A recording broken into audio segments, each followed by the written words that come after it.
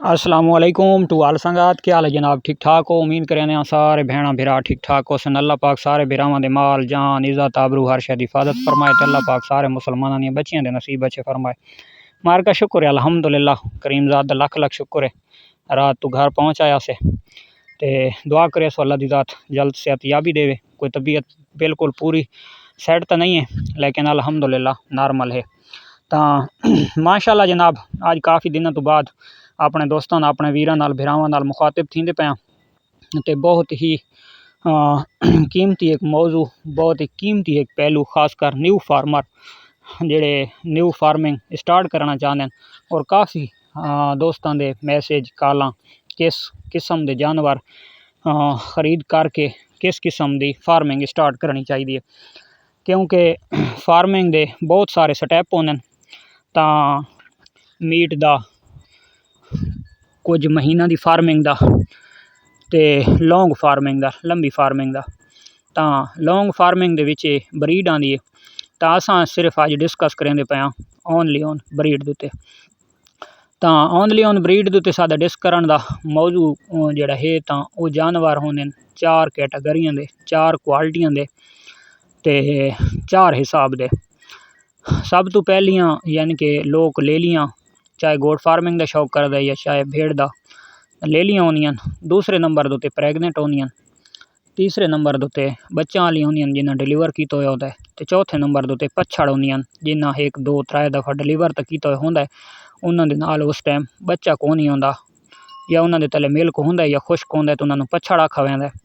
तो ये ब्रीड दे विच चार किस्म के जानवर सिलेक्ट किए वैंदे। हर फार्मर की अपनी एक सोच होंदी है हर फार्मर की अपनी एक सैटिंग होंदी है। खासकर जेडे न्यू फार्मर हैं तो 101 बंदे कोलों पुछदे भी हैं ते बाद दे विच असल काम वो आंदा है जिथे अपना दिल वंज के मुतमिन थींदा तो बंदा असल वंज के पहुँचता उत्थे भाई किस गिनना चाहिए। लेकिन जैसा वो गल करसा जी गल तो असा आप शुरू किया स्टार्ट किया और अल्हम्दुलिल्लाह इस टाइम माशाअल्लाह कामयाब वेंदे पे। अल्लाह दी ज़ात हर मुसलमान दे रिस्क दे विच बरकतां अता फरमाए और हर मुसलमान दे कारोबार दे मज़ीद बरकतां और तरक्कियां अता फरमाए। तो अल्हम्दुलिल्लाह कि ना भरावां दी दुआ नाल अल्हम्दुलिल्लाह माशाअल्लाह सादा बिजनेस सादा शौक सादा कारोबार अल्हम्दुलिल्लाह अच्छा वैंदा पिया। तो असां जनाब अपनी गल करसां कि असां कदां भी एक चीज़ उत्ते मोहर नहीं लाई। असां जानवर की कोशिश करें जानवर सानू अच्छा मिले। लोकां दी होंदी कोई लेलियां घिंदा है कोई गब्बना घिंदना है। अच्छा जेड़ा लेलियां घिंदा है उहदा बजट महंगा है प्रॉफिट दूर है। जेड़ी गब्बन घिंदा है प्रॉफिट नज़दीक है बजट महंगा है।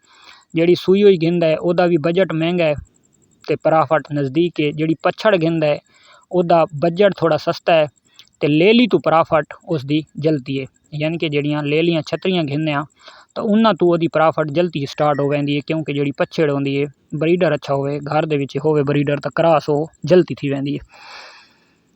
तो सब तो पहले जनाब जानवर सिलेक्ट करना चाहिए। जानवर अच्छा गिनना चाहिए चाहे लेली मिले चाहे पछड़ मिले सूई हुई मिले या गब्बन मिले। समझ आ गई है। अगर ज़्यादा नग कट्ठे करने होवन कम बजट दे विच तो उस दे विच बंदा पछड़ ज़्यादा कट्ठी कर सकता है। ज़्यादा बजट ते कम जानवर घिनने होवन तो वो दो किस्म के जानवर बंदा परचेज कर सकता है या सूई हुई या गब्बना। तो उस तो इलावा बहुत महंगा बजट होंदा है तो लेली का होंदा है क्योंकि लेलियां जड़ियाँ होंदियां या क्रॉस थीवन के नज़दीक होंदियां या थोड़ियां उस तो छोटियां होंदियां तो वो ज़्यादा शौक किया वैंदा है और उस उत्ते ज़्यादा खासकर न्यू फार्मर पाउंदा है तो उसकी थोड़ा रेट पछड़ तो भी ज़्यादा होंदा है वड्डियां भेड़ां तो भी थोड़ा ज़्यादा होंदा है क्योंकि खून का रेट होंदा है तो जिस टाइम जवानी होंदी है खून ज़्यादा होंदा है तो वो फार्मर की थोड़ी डिमांड भी ज़्यादा होंदी है क्योंकि खरीदार की डिमांड उस ज़्यादा होंदी तो लाजमी गल है फार्मर की प्राइस भी उस्मान ते होंदी है। तो असां जनाब अपने भरावां ने आगाह करसां कि जानवर तुहानू किसी किस्म का ला वने चाहे कमज़ोरी मिले जानवर ठीक होना चाहिए सेहतमंद होना चाहिए बेशक इलाके का होवे जिथों का ही होवे जानवर तुसां अपनी सेहत मुताबिक गिनने बहुत बड़ा धड़क मारन की जरूरत कोनी। असल जी प्रोडक्ट असल जी वन की ब्रीड बननी है वो बननी है तुहाडे घर की उस ब्रीड बनावन दे तुहानू टाइम लगना है कम उस कम 3 साल। तो 3 साल सिर बनावन नालों धिक्के खावन नालों ब्रीड तो असल तुसादी कहलावनी तो अपने घर वाली है, उस तो बेहतर है कि तुसा जानवर तुसा नॉर्मल तो भी अगे कंटिन्यू कर सकते हो, नॉर्मल तो काम चला सकते हो। बशर्ते है कि तुहाडे कोल जिहड़ा ब्रीडर होवे वो ऑलरेडी अच्छा होना चाहिए, अच्छे तो अच्छा होना चाहिए। बट ब्रीडर यह है कि ब्रीडर मुसलसल एक नहीं होना चाहिए, ब्रीडर एक तो दो ब्रीडा घिन के उस तो बाद ब्रीडर भी चेंज कर देना चाहिए, ताकि जी आने वाली तुहाडी प्रोडक्ट होवे, आने वाली जी तुहाडी ब्रीड होवे वो बेहतर तो बेहतर आवे। वो यानी कि अगर तुसा 4 आना तो 8 आना तक पहुँच जाओ तो थाई वन के तुहाडी सोच महदूद न थी वने, तुहाडी शौक थाई खलो न वने, उस तो थोड़ा जिहा होर बेहतर थी वने।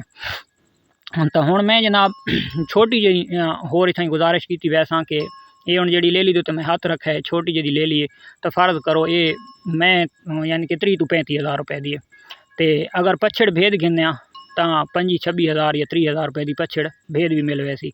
हुण इस लेली नूं कम अज़ कम 6 तो 7 महीने लग सन, बहुत जल्दी अगर क्रॉस करवां तो वाती 6-7 महीने लग सन। अगर इस दे नाल शौक करके तो इसनूं क्रॉस करवां तो 8 तो 9 महीना बाद वन के क्रॉस दी सी, तो यदि 5,000 रुपया पछड़ भेद तो कीमत ज़्यादा है।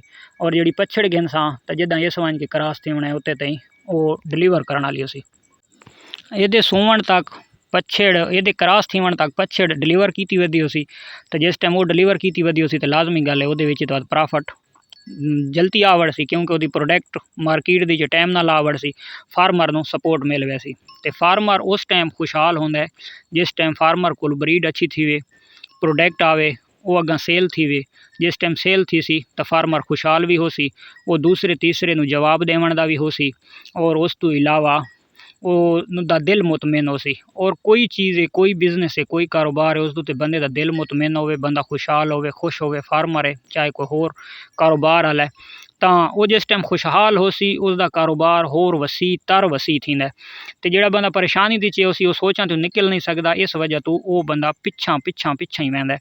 तो इस करके सादा वीडियो बनाने का कोई मौजू असल सादा मकसद असल सादी सैटिंग यही है कि मेन जी मैं शुरू तो गल करना ना भाई असल जी चीज़ है तो वो तुहाडा ब्रीडर है जिहड़ा तुहाडी फार्मर नूं सपोर्ट देना है, तुहानूं सीट ते बुलावना है, तुहाडा नां कढ़ना है, वो फार्मर ब्रीडर करना है।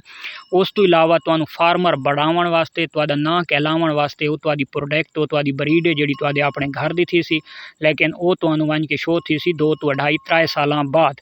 उस तो पहले जिस टाइम फार्मिंग स्टार्ट करनी है तो फार्मिंग स्टार्ट दे विच जानवर नॉर्मल किसी किस्म के होवन, पछड़ भी होने चाहिए, उस तो इलावा सूई गब्बण भी होनी चाहिए, यानी कि 10 जानवर कम अज़ कम मैक्सीमम अगर रख गिंदे हो ब्रीडर विच अच्छा छोड़ देंदे हो तो इंशाअल्लाह तुहानूं परेशान थीवण दी सोचण दी बिल्कुल ज़रूरत ते गुंजाइश इंशाअल्लाह न पोसी, और किसी कोल मशवरा घिनण दी भी गुंजाइश इंशाअल्लाह न पोसी कि तुहाडा बहुत ही जल्द उहदे विच प्रॉफिट शुरू थी वैसी। बशर्ते है कि जानवर सारियां मादियां गिननियां दलेलियां सारियां नहीं गिननियां, पछड़ा गिन सकते हो तो वत भी कोई प्रॉब्लम नहीं है।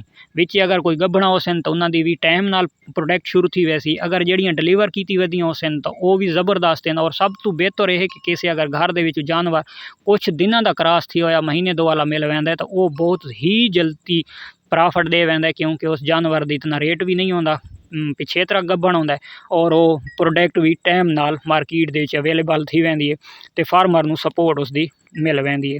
तो ये हन कोई खास सबक तो मिलते हैं इंशाअल्लाह नेक्स्ट वीडियो, तब तक दो इजाज़त, अल्लाह हाफिज़।